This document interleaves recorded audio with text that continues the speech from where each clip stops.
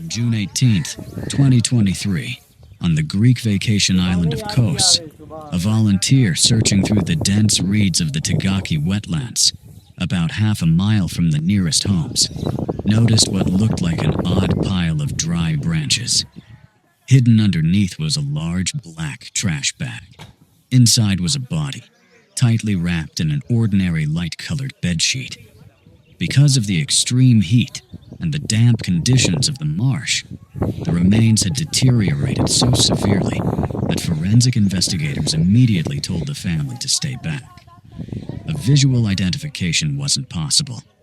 In the end, investigators confirmed the victim's identity from one small detail: a ring still on her finger. And you know what really makes this case so hard to wrap your head around? Anastasia wasn't cut off from the outside world. Just before she disappeared, she did exactly what most of us would do to stay safe. She sent her boyfriend her exact GPS location. Today we're looking at a case where complete digital transparency collided with a harsh reality, and where the justice system showed a level of negligence that's honestly difficult to believe. Let's rewind the timeline. The day before that discovery, on June 17th, search teams, including police officers, drone units, K-9 teams, and dozens of volunteers, were combing the island from end to end. Near an abandoned, partially collapsed building, they found a cell phone. The device itself was completely intact, but the SIM card had been removed. Remember that detail. Whoever handled that phone wasn't acting in panic. They knew exactly how to stop the device from transmitting a signal and make it disappear from tracking systems. That wasn't a random move. It was deliberate. So how did Anastasia end up inside a trash bag in the middle of a swamp after she had been in contact with someone? Investigators would later piece together that impossible sequence of events. The moment her boyfriend received her GPS location, he drove there immediately. But when he arrived, the street was empty. Then something strange happened. The location marker on his phone started moving. He watched in real time as the signal traveled several miles away from the busy streets, heading straight toward the isolated marshland. Then, without warning, the signal disappeared forever. That was the exact moment someone removed the SIM card from the phone. But what happened next may be even harder to understand. Late that night, the young man rushed into a local police station, showing officers the live tracking data and explaining that his girlfriend had vanished. Instead of treating it as an emergency, the officers refused to file a missing person report. They even laughed it off. Their assumption was simple. They believed an adult tourist had probably decided to spend the night with someone else, and they told him to go home and get some sleep. Those lost hours turned out to be priceless. While the police dismissed the warning, the person responsible was still moving around the island with the victim's body, and that opportunity to act was gone forever. So where did this story really begin? And who was the young woman eventually found in the marsh? To understand how everything unraveled in the resort town of Marmaris, we need to go back several weeks. Early May 2023, about 6 weeks before police drones would begin searching the island, a couple from Poland arrived in Greece for a seasonal job. 27-year-old Anastasia Patricia Rubinska traveled there with her boyfriend, Michał, who was 28 at the time. To understand the decisions Anastasia would make over the next few days, we first need to understand who she really was. Anastasia was born on February 23, 1996, in Wrocław, Poland. As a teenager, she was deeply interested in the beauty industry. She attended modeling castings and explored the possibility of becoming a professional model. She had the looks for it, but she was also realistic about her chances.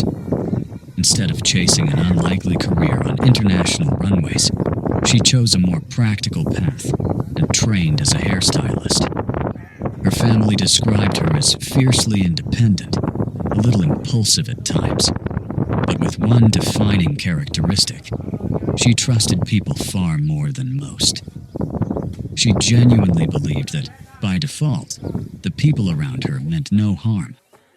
Meeting Mikau about 10 years earlier gave her life a sense of stability. Their relationship was solid. When we cover crimes involving vacation destinations, we often see the same stereotype. Carefree tourists with money, chasing excitement and making reckless decisions. That wasn't Anastasia and Michał. They didn't travel to Kos for a vacation. Every decision they had made together over the years revolved around one practical goal: saving enough money to buy their own apartment in Poland. To make that happen, they intentionally chose the exhausting lifestyle of seasonal laborers. By then, they had years of experience. They had harvested crops in greenhouses, washed dishes in restaurants, cleaned hotel rooms in France and Portugal, and spent several years living and working in the Netherlands. Their lives were a constant cycle of moving from country to country, renting inexpensive rooms, and doing physically demanding work. Anastasia understood the value of every dollar she earned, and had seen the reality behind Europe's hospitality industry, where migrant workers from dozens of countries work side by side. By the spring of 2023, though, life in the Netherlands had started to wear them down. They decided it was time for a change and accepted seasonal contracts in Greece for the summer. In early May, they arrived in Marmari. The resort had an excellent reputation. It was known as a quiet, safe area, lined with upscale five-star hotels. The couple quickly found work at one of those resorts. Anastasia started waiting tables in the hotel's restaurant, while Michał also took a position on the property. Their plan was simple, and it was working perfectly. Put in long hours through the tourist season, save as much of their paychecks as possible, then head back home. So where did everything begin to fall apart? In early June, while working in the hotel kitchen, Anastasia suffered a serious thermal burn to her hand. In the restaurant business, injuries like that aren't unheard of. But with the humid sea air and her hand constantly exposed to water, the healing process didn't go as expected. The wound became inflamed, and the pain kept getting worse.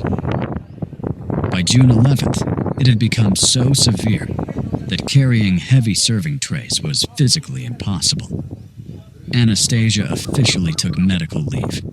That detail may seem minor, but it quietly became the trigger that changed everything. For the first time in a long while, the couple's daily routines no longer matched.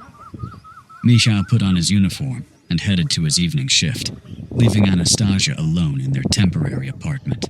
At 6 p.m., Anastasia picked up her phone and called her mother in Poland. She was worried about how her hand looked. She sent Natalia several photos of the inflamed burn and asked for advice. The conversation was brief and a little rushed.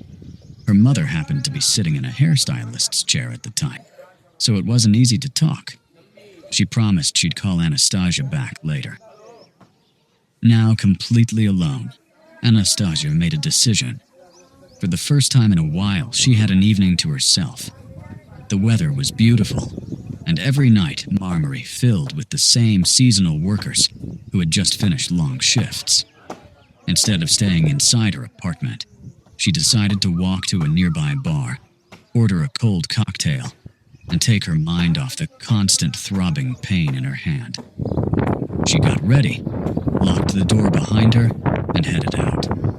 On the evening of June 11th, Marmari's resort district was exactly what you'd expect at the start of the summer season, crowded with tourists and packed with hotel staff finally off the clock. Security cameras from businesses along the street captured Anastasia moving from one bar to another. In the footage, she looked completely relaxed.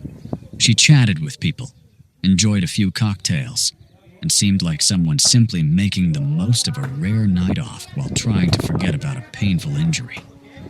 But at exactly 10:30 p.m., the timeline changed. Anastasia called Michał. The moment he answered, he noticed something different in her voice. She sounded heavily intoxicated. She told him she suddenly felt weak and slightly nauseous after drinking. Then she said something that should have been reassuring, but instead became one of the most important moments in the entire case. She explained that she had met a man that evening, and that he had kindly offered to give her a ride back to the apartment on his motorcycle.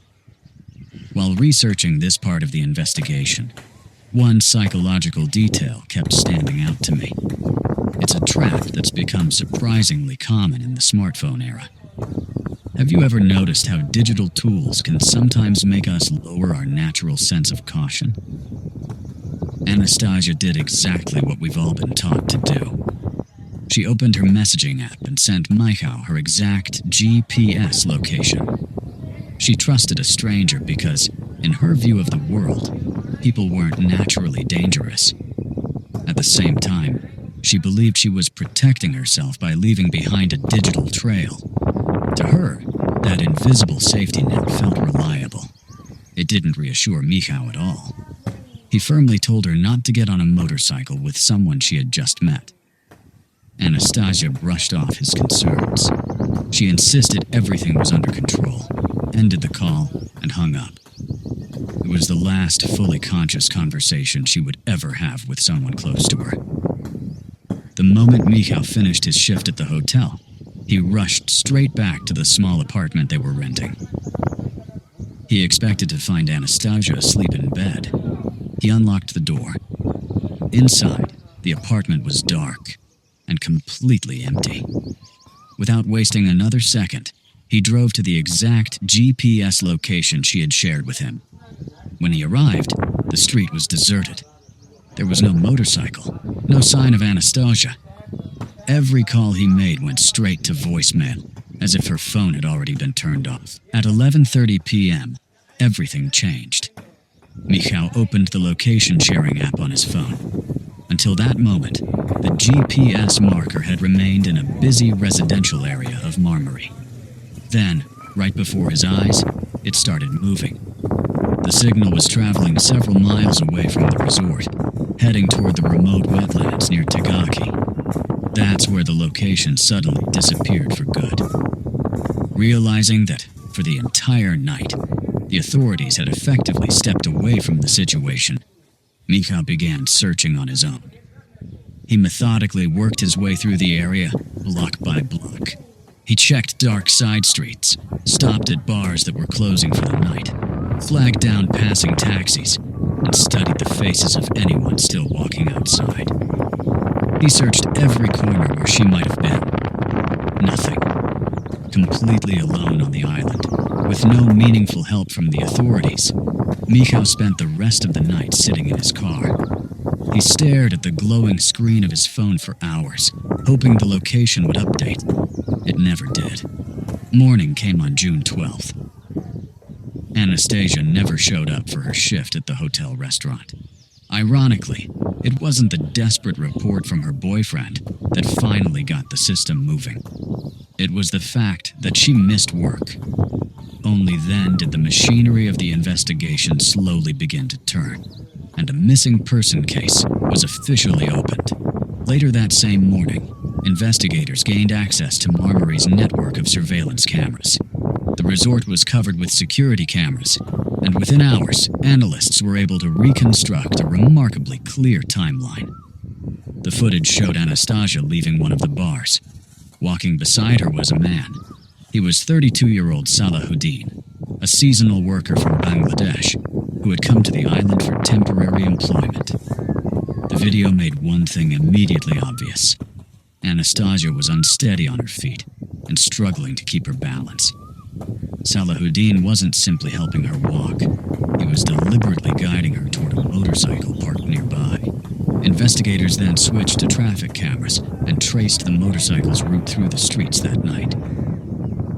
That's when they uncovered what would become one of the most significant pieces of evidence in the entire case.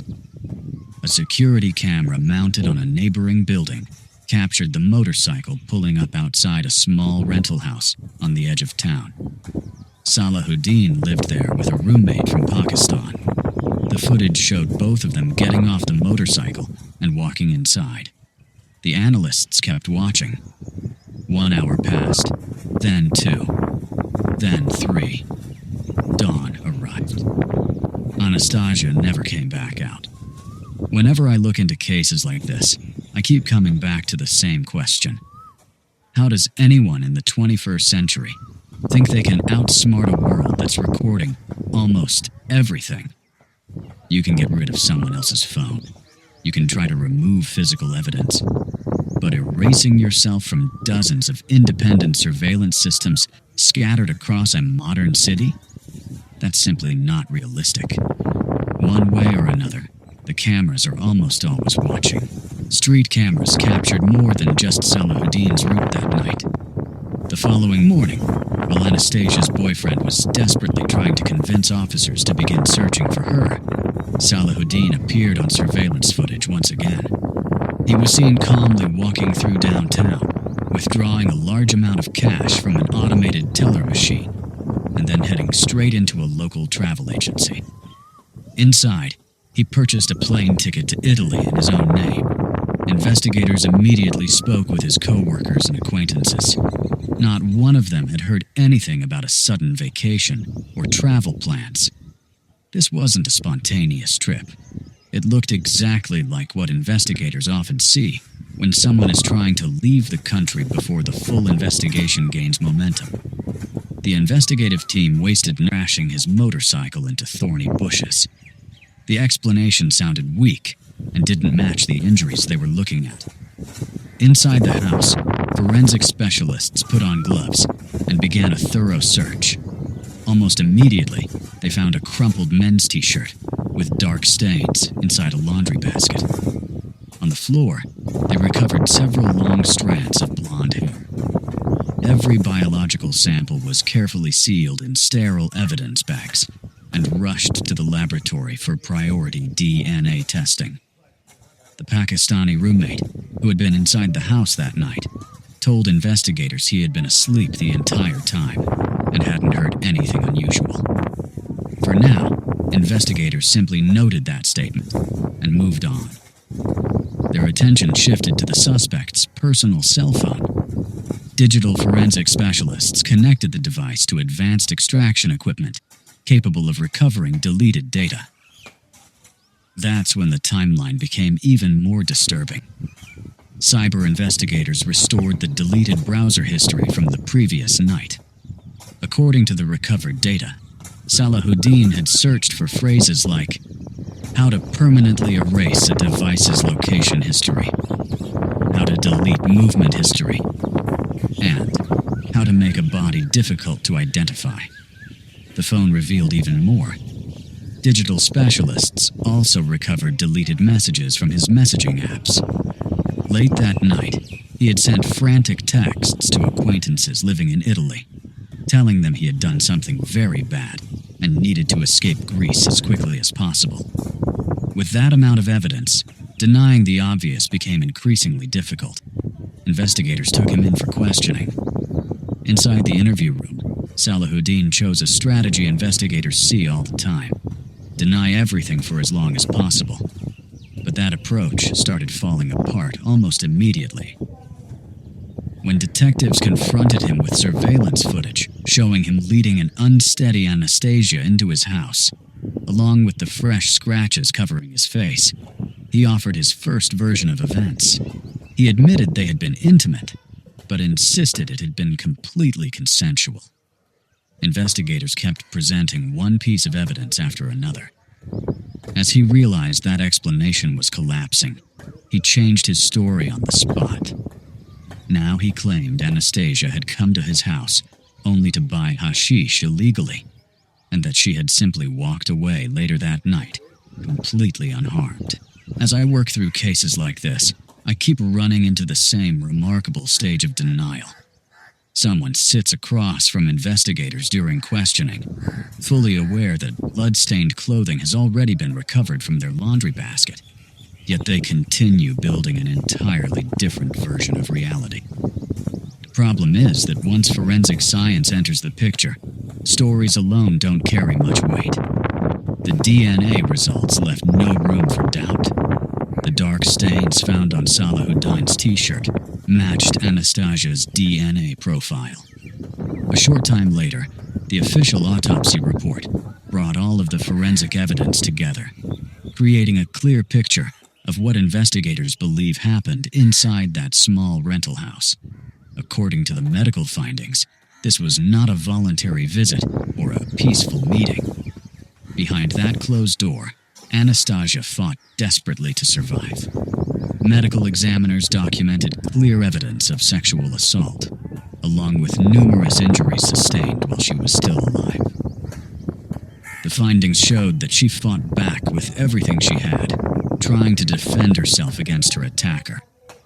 Those moments also explained the deep scratches across Salahuddin's face, neck, and hands. The same injuries he had unsuccessfully tried to blame on a motorcycle crash into thorny bushes. According to the autopsy, the fatal cause of death was mechanical asphyxia. Investigators concluded that the suspect had ended her life by strangulation. Once he realized what had happened, investigators believe he immediately began trying to eliminate the physical evidence. Moving a body required tremendous effort. He wrapped Anastasia in an ordinary bedsheet, placed her inside a large black trash bag, and took her cell phone with him. All that time, the phone was still transmitting its location to the tracking service. Under the cover of darkness, investigators believe he carried that burden into the isolated wetlands near Tagaki. After choosing a spot with stagnant water about half a mile from the nearest buildings, he concealed the remains among the reeds and covered the area with dry branches. Only after reaching that location did he remove the SIM card from Anastasia's phone. That single step finally explained the digital mystery that had haunted Mikhail throughout the night. The location signal moved toward the marsh because the phone moved with the suspect. The moment the SIM card was removed, the connection to the cellular network ended permanently. On his way back, investigators believe he discarded the now useless SIM card near the abandoned building where it was later recovered. As you go through the case file, one detail stands out as especially difficult to explain. The Pakistani roommate, who was inside the same house that night, repeatedly told investigators that he had been fast asleep and hadn't heard anything unusual. How someone could sleep through such a violent struggle, one intense enough to leave deep injuries on one person and end another person's life, remains an unanswered question. Police interviewed him multiple times and pressed him hard, but they never uncovered enough evidence to support criminal charges or prove he had knowingly taken part in what happened. In the end, he remained a witness in the case. At this point, the investigative puzzle was complete. Detectives had a confirmed motive, the method of the crime, conclusive forensic evidence, and a step-by-step reconstruction of what investigators determined had happened. All that remained was to present the case in court. On June 22nd, 2023, Salahuddin was formally charged with sexual assault, kidnapping, and intentional homicide.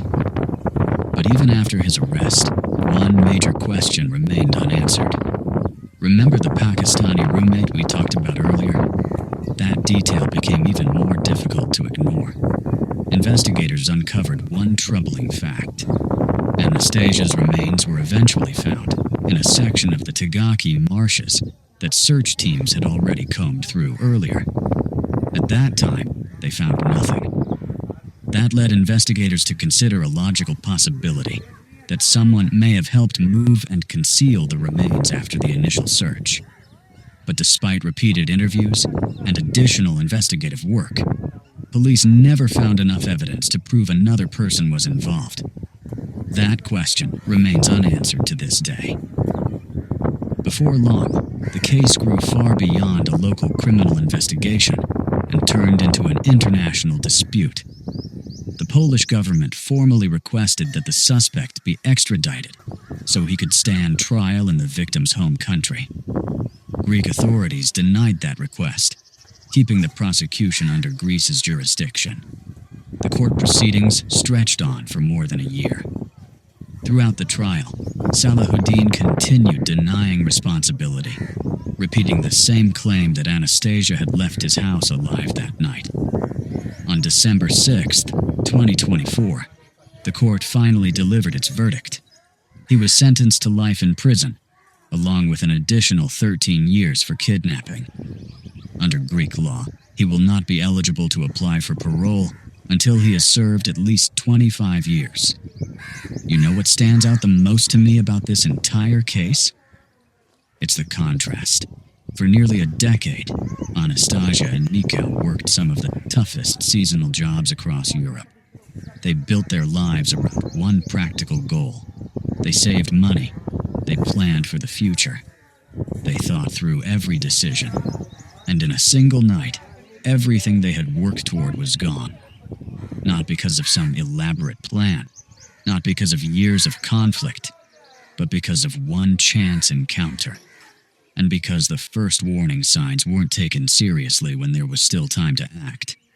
Even perfect digital tracking couldn't protect someone when the people responsible for responding failed at the moment it mattered most.